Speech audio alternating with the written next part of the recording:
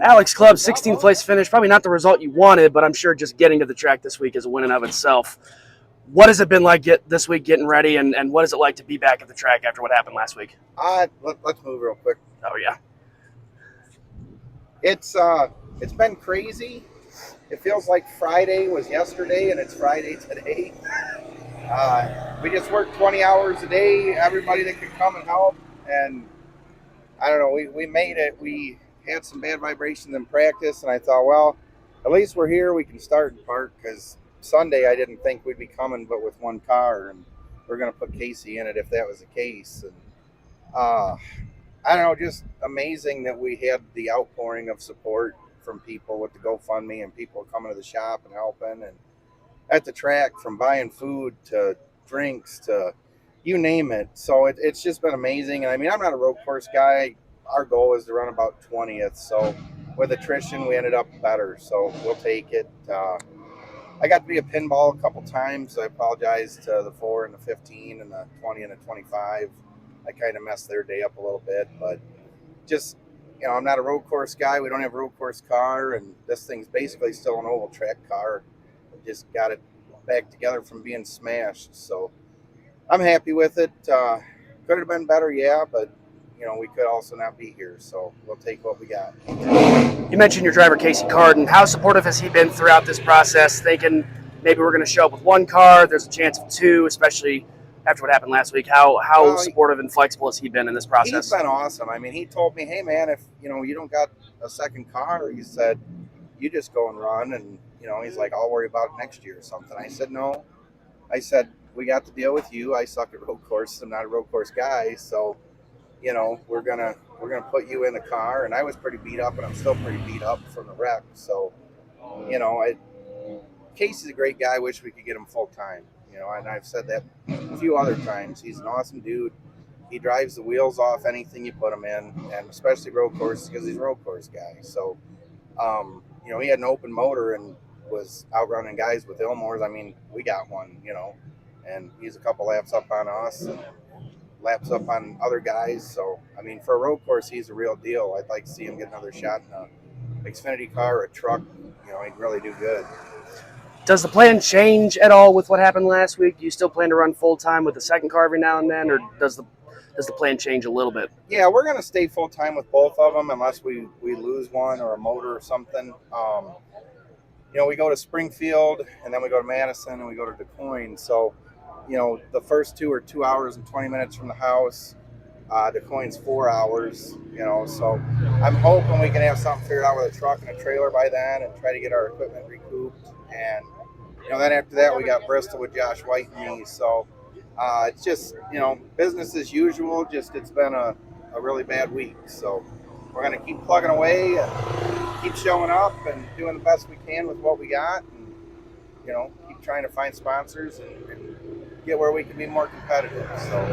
And final question, you mentioned fan support earlier. If you could say one thing to the fans right now, what would it be? I want to thank everybody so much. If it weren't for the outpouring with the GoFundMe and money on Venmo and all that, there's no way we would have got here. That $8,000 tow bill basically killed us. So, we were dead in the water, and people just started pouring in donations, and, made me want to cry because without that, we wouldn't have been here. So I just had no other way to get it. I couldn't max a credit card out to get here or any of that. So, we're kind of at that point. We've got a few maxed out anyway. So just, we worked our asses off and did the best we could and got here, and, we got 2 finishes out of it. So from where we were Friday to now today, I'll take it. It could have not gone better in my mind. Well, Alex, it's great to see you at the racetrack. Thank you so much for your time. Appreciate it. Thank you. I'm here with Casey Carden, who finished 14th today at Watkins Glen. Although I just talked to your team owner, Alex Clubb, and I'm sure just getting to the racetrack this week was a win in of itself. So talk me through your day first. We'll get to what happened last week in a minute, but talk me through your day to finish top 15. So, the day was a short day in terms of the amount of time that we had, but we maximized all the time that we had. We came out, we had a shakedown run for practice. The car wasn't really where we wanted it, but the guys put in a lot of work, and in qualifying, we had a target time that we were going to hit. We went out on lap 2, we hit that time, and then we beat it a little bit by a little bit more on the 3rd lap in qualifying. We brought her in, top 20 in qualifying was our goal. We checked that box, and then we just wanted to survive the race. Unfortunately, we didn't get as many yellows early on to help our cause, to kind of keep us where we needed to be, as a few people dropped out later in the race. But just really good dedication by the club racing crew.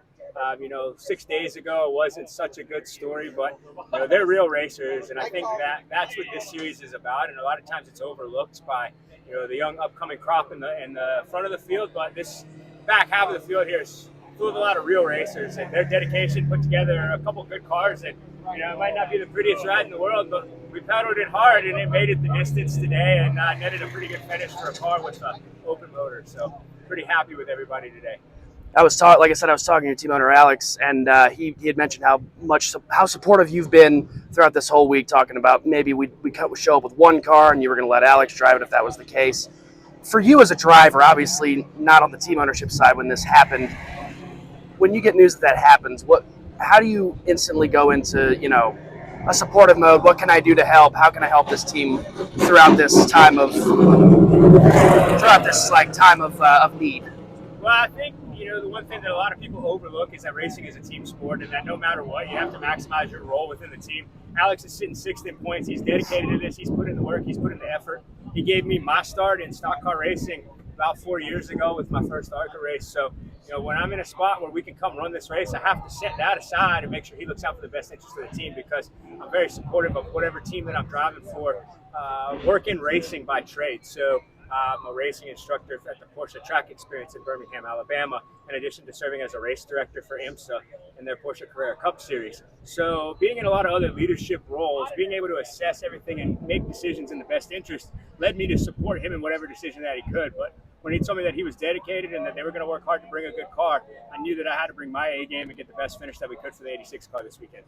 And he had mentioned that the plan doesn't change. You guys continue to be full-time with both cars. How about you personally? When's the next time we're going to see you behind the wheel of this car? I think that was probably it for me for this year.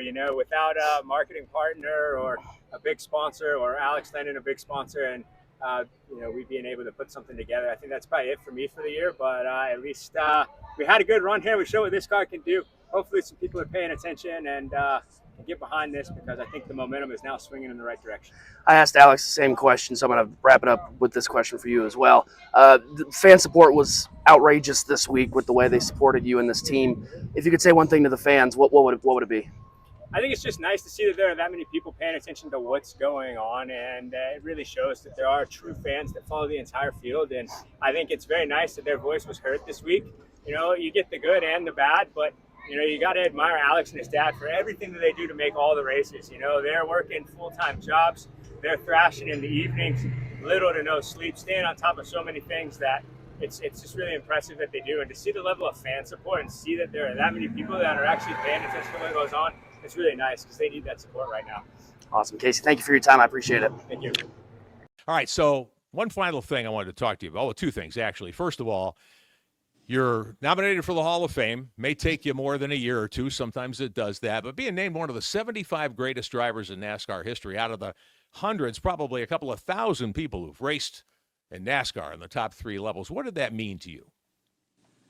I really thought I pissed them off a few times. Well, I know you did that. But yeah, I know. So you're not alone in that. Yeah, I was quite surprised and very honored. That's no small task, and it's just you don't go into it when you're 18, because I had to wait till I was 18 to start. I never thought I was going to be in the Hall of Fame. And then growing up, you see the guys.